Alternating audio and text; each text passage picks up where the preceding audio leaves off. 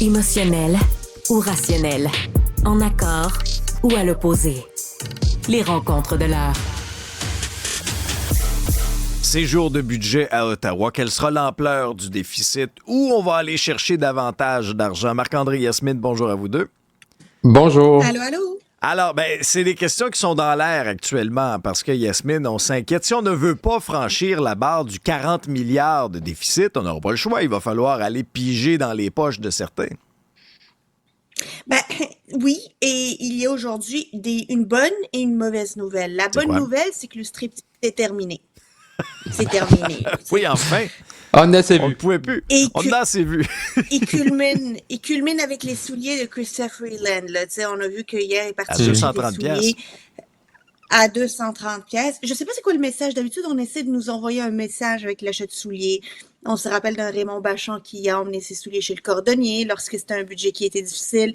On se rappelle d'un Éric Girard qui est parti chausser des patins parce que le Québec allait être plus vite, plus loin.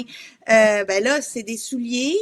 On peut pas dire qu'ils coûtent pas cher. On peut pas dire qu'ils coûtent extrêmement cher. Ils coûtent 200 $. Mais ils semblent déconnectés de la réalité, un peu comme le budget qu'on va nous présenter aujourd'hui, déconnectés de la réalité économique des Canadiens et du Canada par rapport à l'international. Moi, ce que je vais surveiller, c'est le déficit va être de combien. C'est sûr qu'il va être beaucoup plus que ce qu'on nous avait présenté à la mise à jour économique. Là, qu'on ne vient pas nous faire croire que ça va être la même chose avec toutes les annonces qu'on a fait dans les dernières semaines.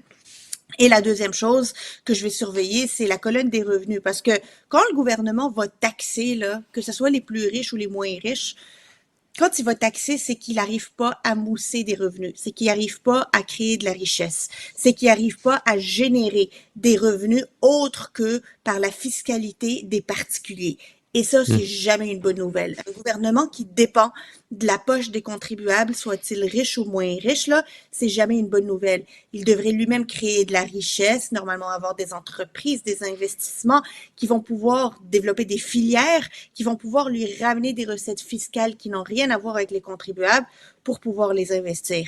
Alors moi, je m'inquiète quand ils disent qu'ils vont aller chez les ultra-riches, parce que ultra riches, là, pas sûr que c'est des personnes qui gagnent des millions de dollars. J'ai l'impression que c'est la classe moyenne supérieure, encore une fois, celle qui paye déjà des impôts, chez qui on va encore aller piger. C'est ça, Marc-André, c'est intéressant cette question-là. À partir de quelle strate t'es considéré comme riche au Canada? On vise aussi les grandes corporations, là, selon ce qu'avance le Globe and Mail.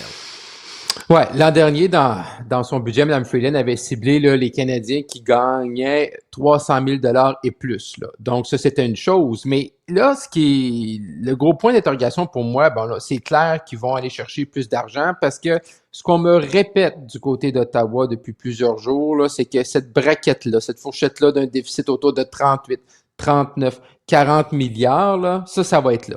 On nous dit que ça va être là, puis que Mme Freeland, puis quand j'additionne ce que Mme Freeland a dit dans les derniers jours, fait que pour y arriver, avec l'ensemble des annonces qu'on fait depuis le 28 mars, on parle d'environ 38, 39 milliards, 17 milliards en prêt, puis la balance, là, c'est en subvention, en financement direct, c'est qu'ils vont monter, les sources de revenus vont monter considérablement, là, au cours des 5 prochaines années, là. C'est clair, là. Et là, on a le spin qu'on voit dans les médias ce matin, c'est qu'on cible les plus riches puis les sociétés.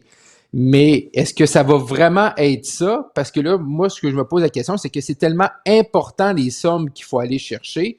On peut pas juste cibler ceux-là qui gagnent 750 000 par année. Là. On n'arrivera pas. Il n'y en a pas tant que ça.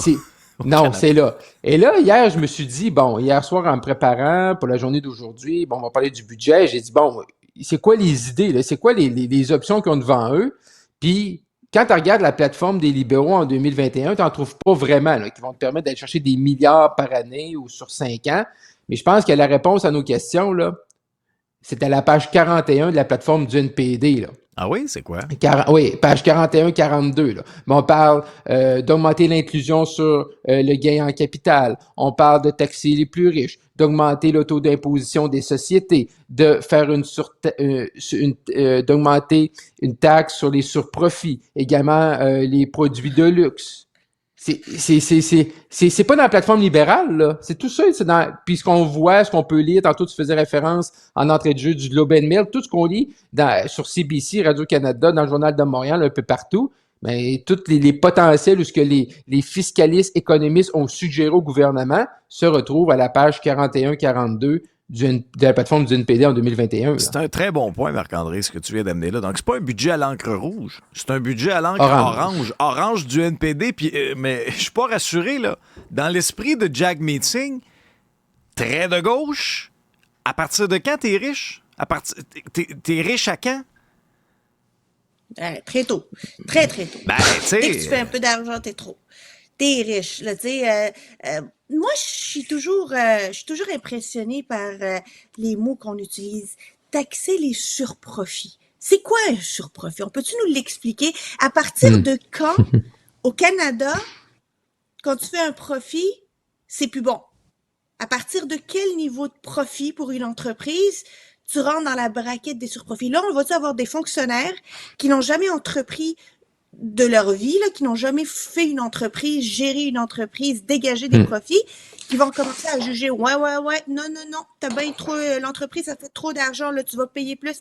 C'est quoi un surprofit? Ça, pour moi, c'est un champ lexical qui a été inventé par la gauche pour faire sentir mal et pour punir de manière détournée les entrepreneurs qui réussissent, les entreprises d'ici qui réussissent. Et qu'est-ce que ça envoie à l'international alors qu'on a un gros défi en matière de générer des revenus, là? C'est qu'on n'est pas vraiment un environnement d'affaires. Venez pas chez nous. Venez pas chez nous parce que nous, on n'aime pas ça le profit. On n'aime pas ça les entreprises.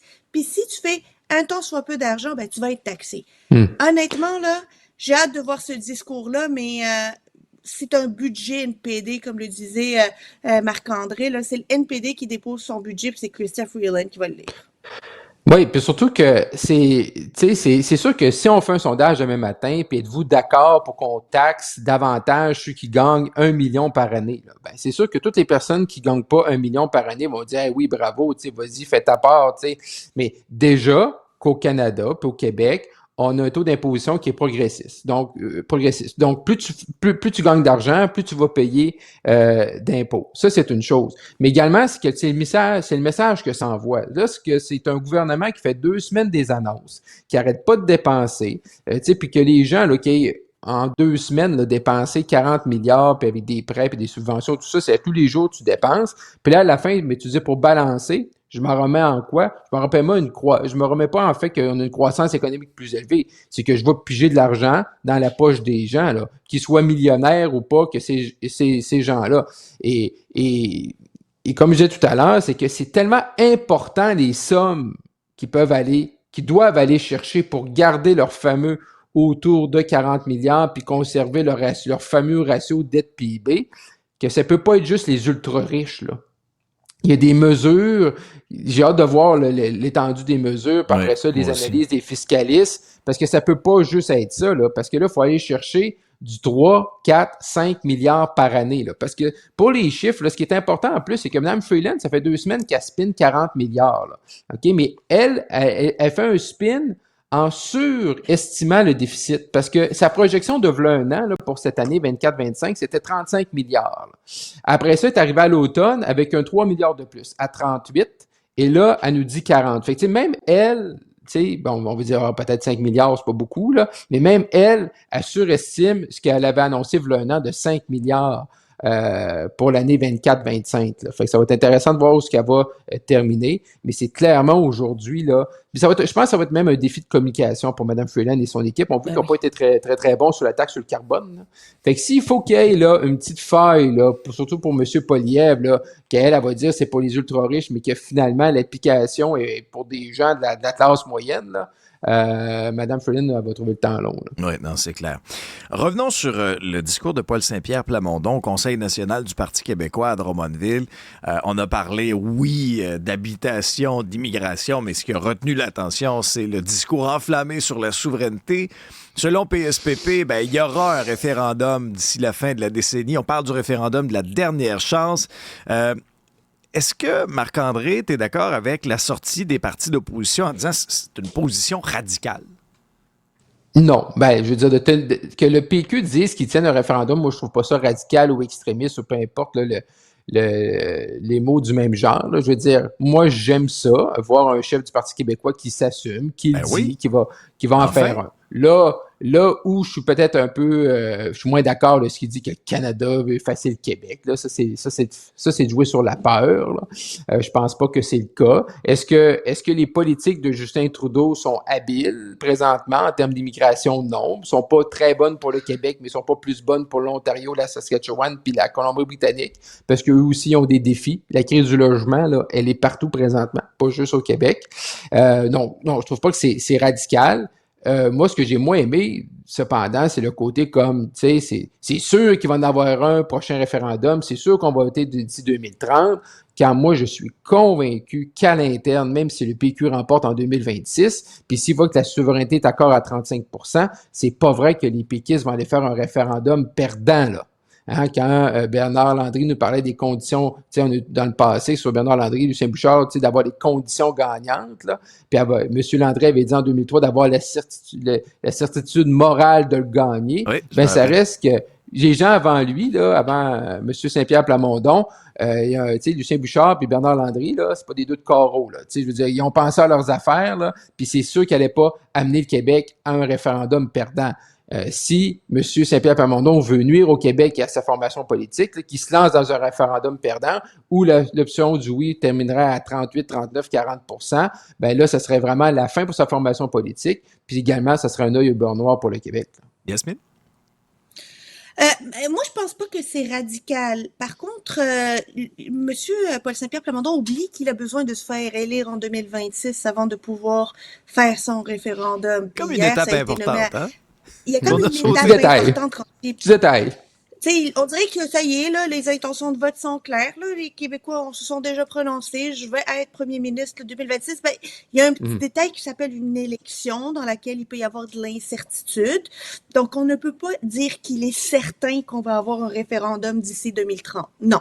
Il y a une étape importante, c'est celle de se faire élire avec tout le discours qui vient sur le référendum. C'est quand même une étape importante. Puis, ça peut être interprété par plusieurs comme de l'arrogance. Tu sais, avoir de l'arrogance, c'est dire, être arrogant, c'est dire, moi, d'ici 2030, là, c'est sûr, vous allez voir un référendum. Ouais, mais la prochaine étape, c'est de se faire élire. La prochaine étape, c'est de dire aux Québécois qu'on a un plan. La prochaine étape, c'est de parler aussi de santé, d'éducation. Les Québécois ont besoin de ça. C'est correct pour le référendum, mais autrement, là, il n'y a pas juste le référendum qui est une urgence. Il y a d'autres éléments. Et j'ai l'impression que M. Paul Saint-Pierre Plamondon oublie ça. Puis il faut pas oublier non plus qu'un électeur péquiste sur 4 est contre la souveraineté. Et fédéraliste, là, est contre la souveraineté. C'est décrit.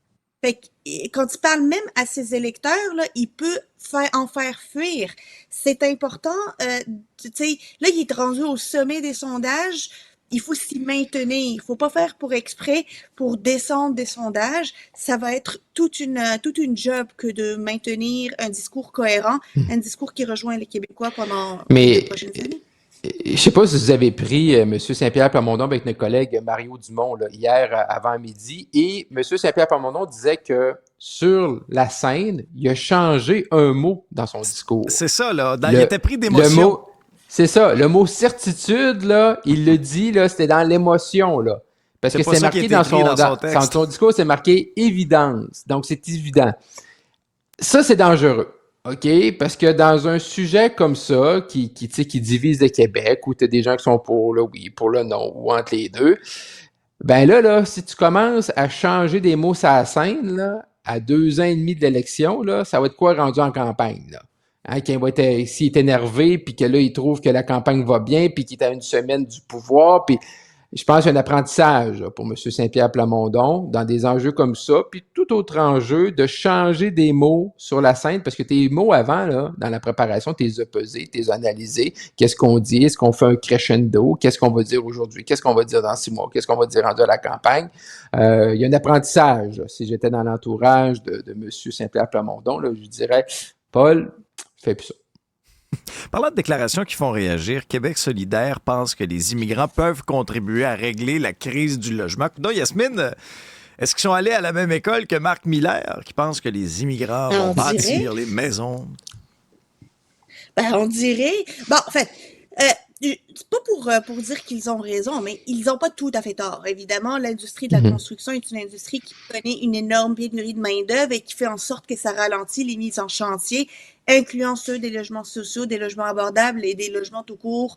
Parce que, tu sais, on parle souvent des logements sociaux et abordables, là, mais construire des condos là, permet à du monde d'acheter des maisons et de libérer des logements existants. Ça aussi, ça fait partie de la mécanique. Alors, ils n'ont pas tout à fait tort. Par contre, ce n'est pas l'industrie de la construction ne mise pas sur l'immigration pour pouvoir remplir cette pénurie de main-d'œuvre, du moins pas juste sur l'immigration. Il y a une question de formation, une question de rétention, parce que beaucoup de travailleurs de la construction quittent le monde de la construction, notamment les femmes. Donc, je trouve ça malheureux comme raccourci, mais je ne veux pas leur lancer la pierre parce qu'ils n'ont pas tout à fait tort. Mais c'est pas un narratif qui fonctionne au Québec. Là. Il faudrait qu'ils changent de cassette. Marc-André? Ben, c'est parce que là, ils disent en plus que c'est un programme pour des gens qui seraient déjà ici, qui s'engageraient à suivre une formation, qui ont déjà passé du temps dans le domaine de la construction. Tu sais, je veux dire, là, il y a beaucoup de conditions, puis il y a beaucoup de si dans leur patente, là, tu sais, de suivre une formation, de rester là. Ces gens-là, ça leur tente dessus de la construction. Dans le fond, c'est ce qu'ils disent dans leur communiqué de presse, c'est, mettons, un demandeur d'asile, s'il s'engage là, dans la construction, ben, il va pouvoir rester ici, là, plus rapidement que quelqu'un qui décide d'aller travailler dans un autre secteur d'activité, là. Est-ce que ça va fonctionner? Est-ce que ces gens-là ils ont une passion pour la construction? C'est pas un milieu qui est évident, là. Je veux dire, c'est des longues heures de travail, tu commences tôt le matin, il faut que tu aies des habilités, il faut que tu sois manuel. C'est un peu comme durant la pandémie. On a dit aux gens, venez-vous-en, venez travailler comme préposé aux bénéficiaires, on va vous former rapidement, vous allez pouvoir aller travailler dans les CHSLD. Ben, aujourd'hui, on voit dans les chiffres qu'il y en a plusieurs qui ont quitté, là, parce que ça prend quand même, il faut quand même que tu aies le goût de faire ça. Mais là, dans le fond, Québec solidaire dit à ces gens-là, ben, allez-vous dans la construction, puis vous allez pouvoir rester ici, vous allez avoir vos certificats. C'est bien beau sur papier, mais en réalité, combien t'en gardes après 2 ans, 3 ans? Ça, je suis moins certain. J'ai hâte de voir, mais les probabilités que ce soit tous des charpentiers menuisiers sont assez minces. Yasmine, Marc-André, merci à vous. Au revoir.